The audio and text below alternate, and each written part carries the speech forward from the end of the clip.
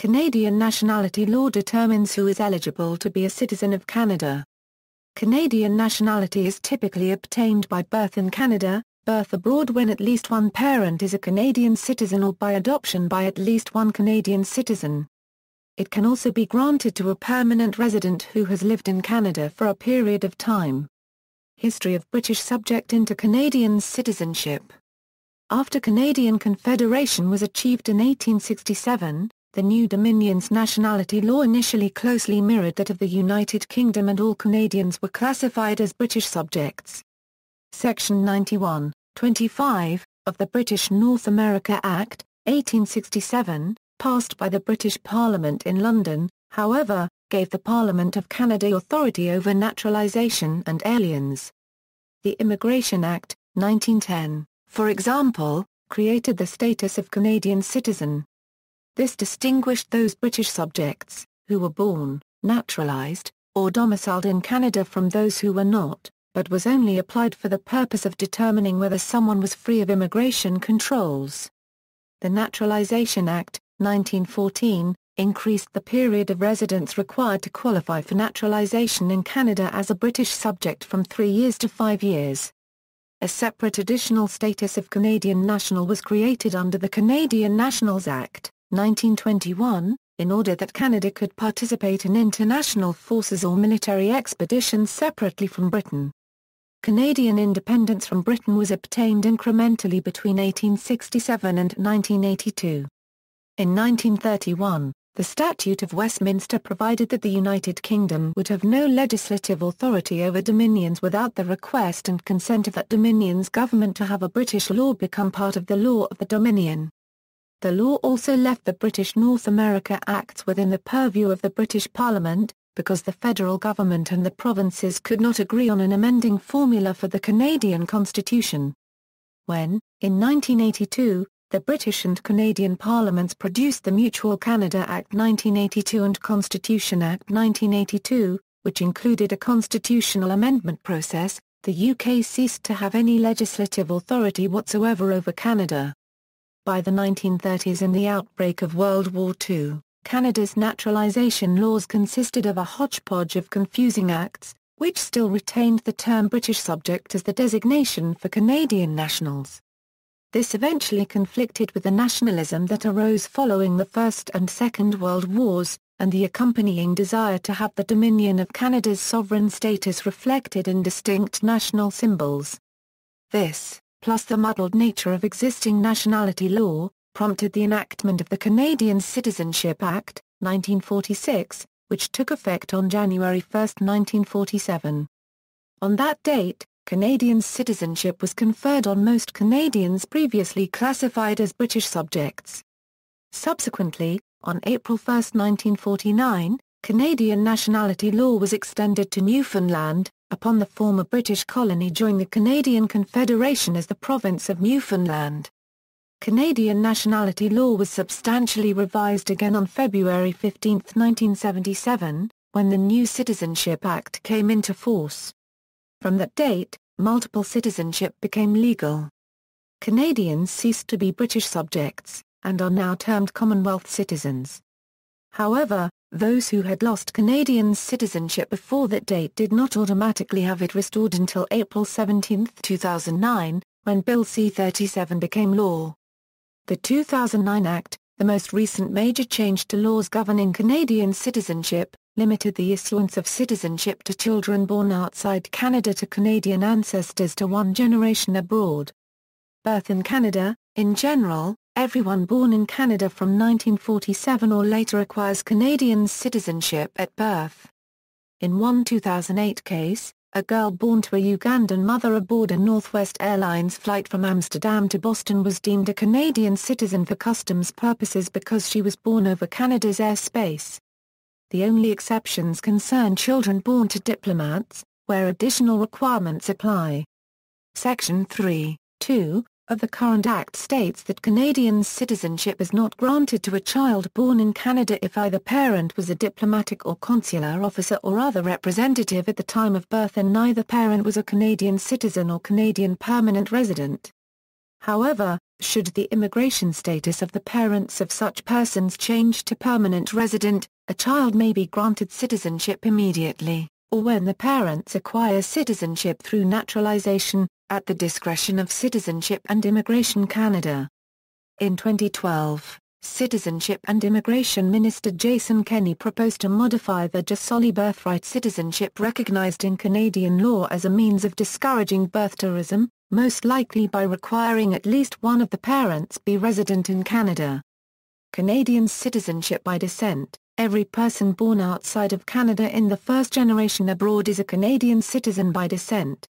Prior to Bill C-37 becoming law on April 17, 2009, this only applied to those people born after February 15, 1977.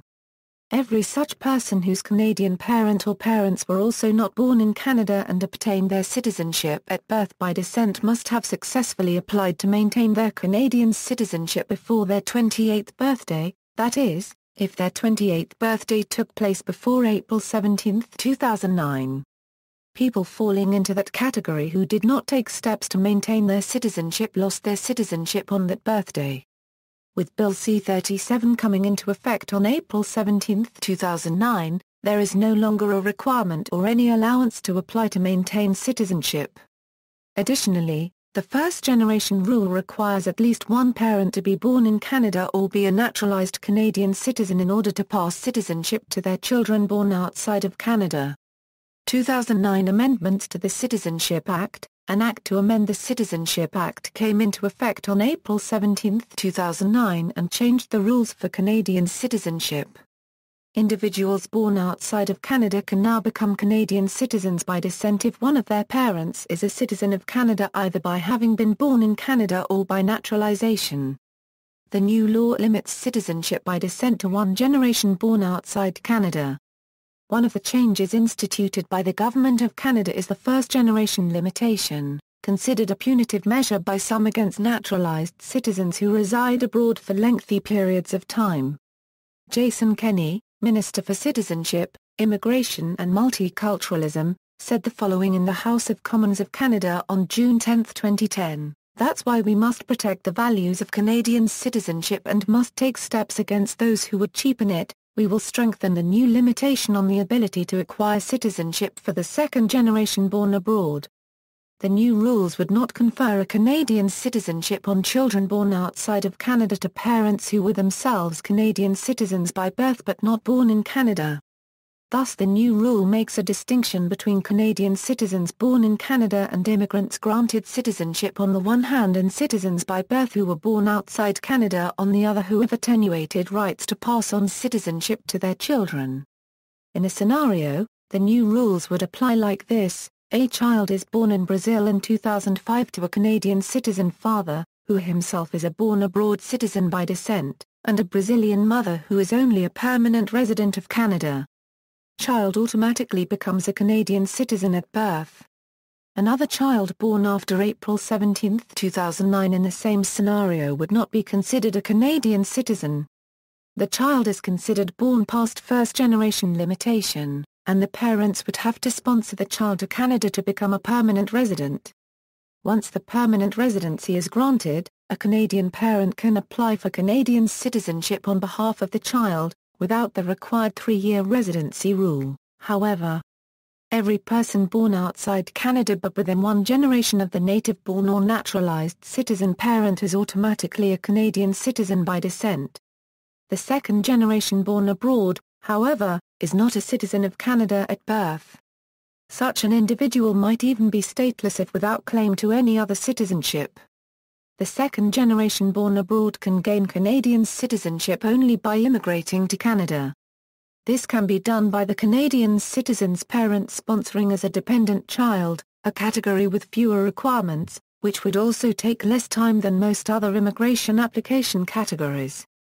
Under new rules, introduced in 2009, foreign nationals being adopted by Canadian citizens can now acquire Canadian citizenship immediately upon completion of the adoption, without entering Canada as a permanent resident as under the previous rules.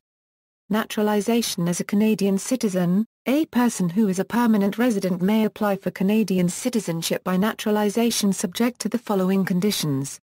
The person is aged 18 years or over, is a permanent resident, has been physically in Canada for a total of 1460 days during the 6 years preceding the application for citizenship and must have been physically present in Canada for 183 days in 4 of the calendar years, including a minimum of 4 years as a permanent resident, has knowledge of Canada, files income tax, declares intention to reside in Canada, is not a subject to any criminal prohibitions, is not a war criminal, is able to speak English or French well enough to communicate with people. Prior to 2014's Bill C-24, the Strengthening Canadian Citizenship Act, the requirement for time spent in Canada was 1095 days over 4 years including 2 as a permanent resident. The language and knowledge requirement is unchanged except it applies to persons aged 14 to 64. Children aged under 18 equals, the naturalization requirements for children under 18 are different from those for adults. The child should be a permanent resident, a parent of the child should be a Canadian citizen or in the process of applying for Canadian citizenship. The residence and other requirements do not normally apply to those aged under 18. Citizenship ceremonies All applicants for Canadian citizenship aged 14 or over must attend a citizenship ceremony as the final stage of their application. Canadian citizenship by adoption. In May 2006 the Canadian government introduced draft legislation, Bill C-14, an act to amend the Citizenship Act, which is designed to allow adopted children the right to apply for immediate citizenship. This bill received royal assent on June 22, 2007. Bill C-14 consists of only 4 clauses. Clause 1 amends Section 3 of the Citizenship Act so that adopted children who attain citizenship without first obtaining permanent resident status are Canadian citizens. Clause 2 applies to adopted children who are minors and also to those who are at least 18 years of age. It amends Section 5 of the Citizenship Act and provides that, subject to certain conditions, the minister shall grant citizenship to children who were adopted abroad after February 14, 1977. Clause 2 also has a special provision for adoptions that are under the jurisdiction of Quebec. Loss of Canadian citizenship. Under Canadian law there was no provision for involuntary loss of Canadian citizenship except, naturalized Canadians can have their citizenship revoked if convicted of fraud in relation to their citizenship application, or their original admission to Canada as an immigrant. Similar provisions also exist under the nationality laws of the UK, US, Israel, Australia, New Zealand and Spain. However, Bill C-24 has added other conditions under which a Canadian can lose his or her citizenship, thereby returning the punishment of exile to Canada for certain crimes including but not limited to, committing an act of terrorism, being convicted of an act of terrorism by a foreign court. Many Canadians lost their citizenship prior to February 15, 1977 through naturalization in another country, long residence overseas. If a child, based on a parent's loss of Canadian citizenship, see History of Canadian citizenship. A Canadian citizen who holds another nationality may in some cases renounce his or her Canadian status. Lost Canadians In February 2007, the House of Commons Standing Committee on Citizenship and Immigration held hearings on so-called lost Canadians, who found out recently, on applying for passports, that for various reasons they may not be Canadian citizens as they thought. Don Chapman, a witness before the committee, estimated that 700,000 Canadians have either lost their citizenship or are at risk of having it stripped. However, Citizenship and Immigration Minister Diane Finley said her office has had just 881 calls on the subject. On February 19, 2007, she signed documents granting citizenship to 33 such individuals. Some of the reasons citizenship may have been lost is if the individual was born out of wedlock before 1977, or to a father who took a second citizenship. Another reason is if the child was born outside Canada, and failed to confirm their citizenship before turning 24 or 28. Some of the people affected reside in towns near the southern border, and hence were born in American hospitals. Others, particularly Mennonites, were born to Canadian parents in Mexico or Paraguay. an investigation by the CBC, based on Canadian census data, concluded that the problem could affect an estimated 10,000 to 20,000 individuals currently residing in Canada. On May 29, 2007, Canadian Minister of Citizenship and Immigration Dianne Finlay announced her proposal to amend the Citizenship Act. Under the proposal, anyone naturalized in Canada since 1947 would have citizenship even if they lost it under the 1947 Act. Also, anyone born since 1947 outside the country to a Canadian mother or father, in or out of wedlock, would have citizenship if they are the first generation born abroad. Appearing before the Standing Committee on Citizenship and Immigration, Finlay asserted that as of May 24, 2007, there were only 285 cases of individuals in Canada whose citizenship status needs to be resolved. Under the proposed legislation, anyone born before 1947 to a Canadian citizen abroad would be dealt with on a case-by-case basis. Such individuals would have to apply for a ministerial permit. Bill C-37, which received royal assent on April 17, 2009, amended the Citizenship Act to give Canadians citizenship to those who lost or never had it, due to outdated provisions in existing and former legislation. The law came into effect on April 17, 2009. Bill C-24 provisions came into force on June 11, 2015 and extended citizenship automatically to additional lost Canadians on that date, who were born before 1947, and did not become citizens on January 1, 1947 when the first Canadian Citizenship Act came into effect. The extension also applies to their children born in the first generation out of Canada.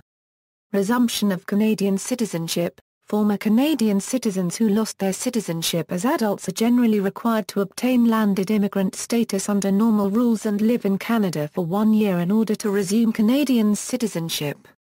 Former Canadians who lost British subject status before 1947 have no specific rights to Canadian citizenship, except in the case of women who lost British subject status on marriage to a foreign man. On September 22, 1988, Prime Minister Brian Mulroney agreed to a redress package for Japanese Canadians deported from Canada between 1941 and 1946 and their descendants.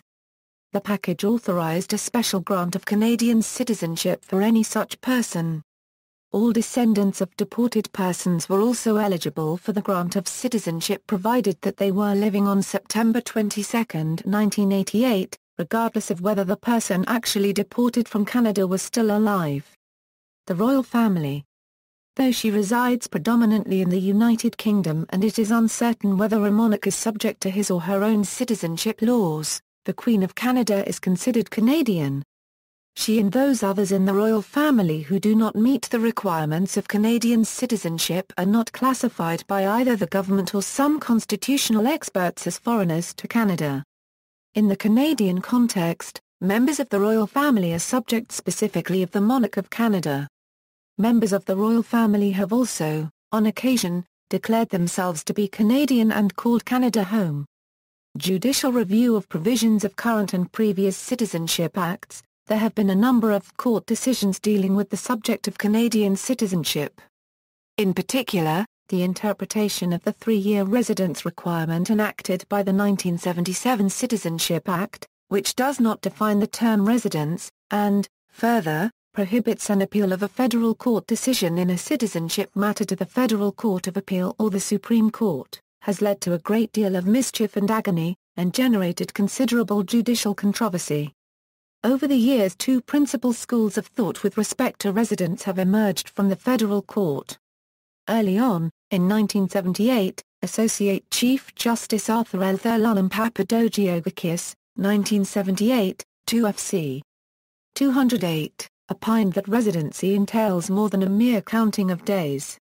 He held that residency is a matter of the degree to which a person, in mind or fact, settles into or maintains or centralizes his or her ordinary mode of living, including social relations, interests and conveniences.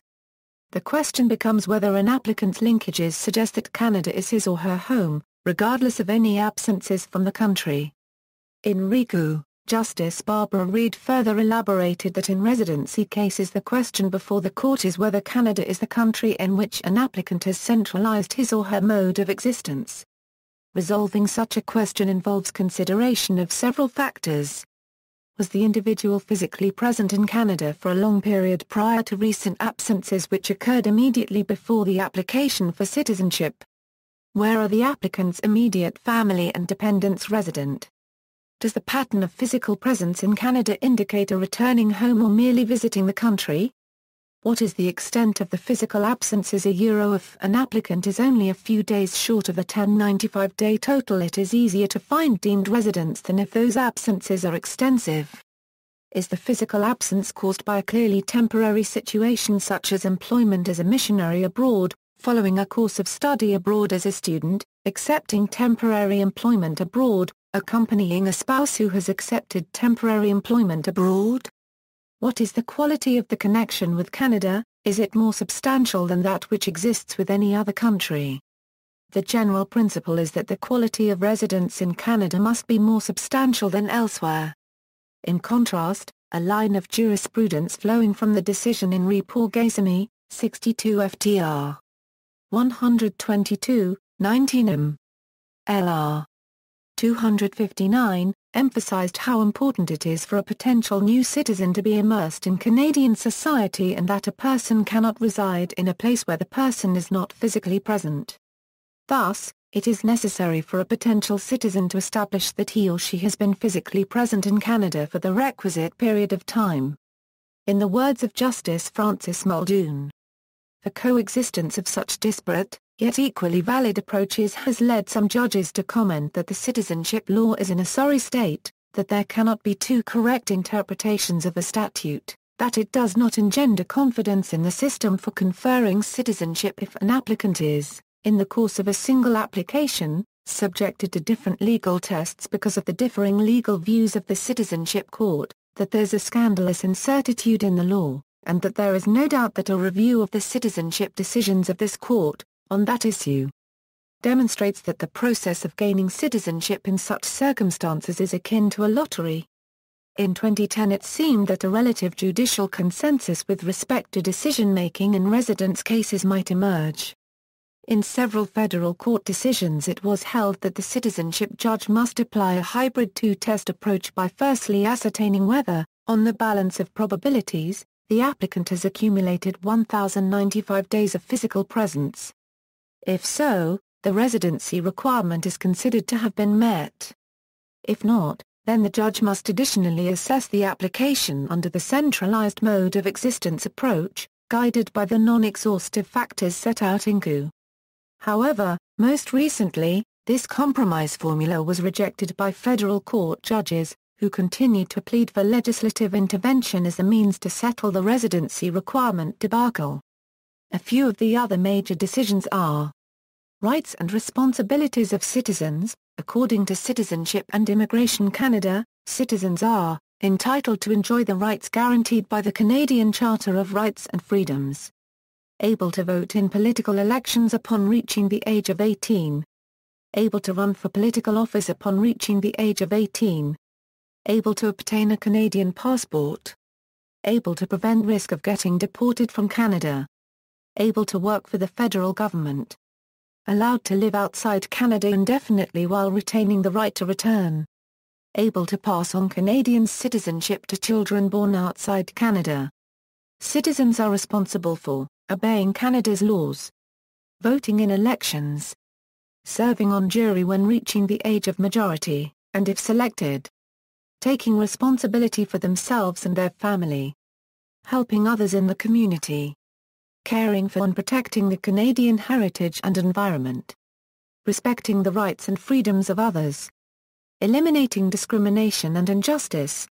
Documentary proof of Canadian citizenship. For people who acquired citizenship by birth within Canada on or after February 15, 1977, a birth certificate issued by the province or territory concerned is adequate proof of the fact. Those born before that date must take note of the various rules concerning loss of citizenship that were previously in force, in order to confirm their status. For people who acquired citizenship by birth outside Canada under the 1947 Act, a certificate of registration of birth abroad or a certificate of retention of Canadian citizenship issued before February 15, 1977 would also constitute proof of citizenship. Otherwise, a certificate of Canadian citizenship is the only legal proof of such status. It is issued to permanent residents who have applied for Canadian citizenship and have sworn the required oath of citizenship. It is also issued at the request of any other Canadian citizen, but could take many months to be issued. It is illegal to be in possession of more than one certificate of citizenship or naturalization. A Canadian passport, while more appropriately known as a travel or identity document, is also seen as proof of Canadian citizenship, but it is issued only after review of other documentary proof, as noted above. For decades, the Canadian government issued both a commemorative certificate of Canadian citizenship and a credit card-size certificate commonly called a Canadian citizenship card, which featured a photograph of the Canadian, along with biographical information, such as name, height and eye color. Using these cards as photo identification was problematic. There was no legal requirement to periodically update the cards to take into account physical changes caused by aging, and the card lacked modern security features.